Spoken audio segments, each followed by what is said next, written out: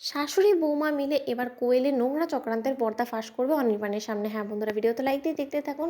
অনির্বাণের মা রায়ের কাছে এসে বলতে থাকে যে, দেখো রাই, আমি তোমার কাছে কিছু জরুরি কথা বলার জন্য এসেছি। বরঞ্চ ধরে নিতে পারো যে গুরুজন হিসেবে তোমাকে কিছু সাজেশন দিতে এসেছি। আশা করবো যে তুমি আমার কথাগুলো একটু বোঝার চেষ্টা করবে। দেখো রাই, আমি যেমনটা কিনা তোমাকে আগেও বলেছি যে আমি তোমাকে কোনোদিন আমার ছেলের বউ হিসেবে মেনে নিতে পারিনি, কিন্তু তারপরও আমি অনির্বাণের মুখের দিকে তাকিয়ে তোমাকে অ্যাকসেপ্ট করতে বাধ্য হয়েছি। কিন্তু তাই বলে তুমি যদি এটা ভুল ধারণা পোষণ করে থাকো নিজের মধ্যে যে না, আমি হয়তো কোয়েলকে এখন অ্যাকসেপ্ট করে নিয়েছি, তাহলে আমি তোমার ভুল ধারণা ভেঙে দেওয়ার জন্য একটা কথা বলে রাখি, আমি আগেও যেমন কোয়েলকে অ্যাকসেপ্ট করতে পারিনি, ঠিক তেমনি এখনও পর্যন্ত ওর উপরে না তো আমি বিশ্বাস করতে পারি, আর না এখনও পর্যন্ত ওকে আমি অ্যাকসেপ্ট করতে পেরেছি। তাই আমি তোমাকে বলবো, তুমি প্লিজ তোমার এই ডিভোর্স দেওয়ার সিদ্ধান্তটাকে পিছিয়ে এসো, কারণ আমি খুব ভালো করে জানি যে আমার ছেলের সুখ একমাত্র তোমাকে দিয়ে, নাকি ওই নোংরা দুশ্চরিত্র কোয়েলকে দিয়ে। কারণ ও যে পরিমাণে চরিত্রহীন একটা মেয়ে, ওর দ্বারা সব কিছু সম্ভব। আর আমি এবারও ডাউট করছি যে ও এমন কোনো চক্রান্ত করার চেষ্টা করছে যার ফলে কিনা তুমি অনির্বাণের চোখে আরও বেশি নিচে নেমে যাও আর ছোট হয়ে যাও, আর তারপরেই তোমাদের মধ্যে অশান্তি হোক, আর তারপর তোমরা একে অপর থেকে চিরতরে ডিভোর্স নিও না। আর সেই সুযোগটাকে কাজে লাগিয়ে ও এই বাড়ির বউ হয়ে যাবে, অনির্বাণের স্ত্রী সাজতে চাইছে। আমি এতটুকু অন্তত এখনও পর্যন্ত বুঝতে পারছি। তাই আমি তোমাকে বলছি, তুমি প্লিজ ওর পাতা ফাঁদে এরকম করে পা দিয়ে দিও না বোকার মতন। তখন রাই বলতে থাকে যে, মা তাহলে তো বলা যায় যে আপনি এবং আমরা দুজনে একই পথে হাঁটছি।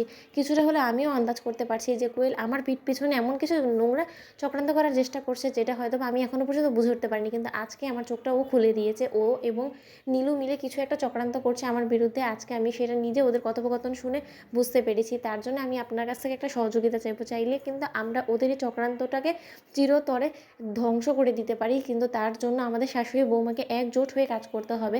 আজকে বিকেলবেলা আমি আপনাকে এমন একটা জায়গায় নিয়ে যাবো, সেখানে যাওয়ার পর আমি আশা করি যে আপনার সকল প্রশ্নের উত্তরও মিলে যাবে। তখন এই কথা বলা মাত্র অনির্বাণের মা বলতে থাকে যে, তার মানে কোথায় নিয়ে যাবে? তখন রাই কোনো কিছু না বলে সোজা যখন রেস্টুরেন্টে নিয়ে যায়, সেখানে যাওয়া মাত্র অনির্বাণের মা কোয়েল এবং নীলুকে একে অপরের সাথে কথোপকথনটা শুনে ফেলা মাত্র অনির্বাণের মা বলতে থাকে যে, কি সাংঘাতিক মেয়ে রে বাবা, তোমার বোনটা তো আগে থেকে এরকম ডেঞ্জারাস ছিল, সেটা নিয়ে আমার কোনো ডাউট ছিল না, কিন্তু কোয়েল যে এতটা সাংঘাতিক হতে পারে সেটা কোনোদিন কল্পনাও করিনি।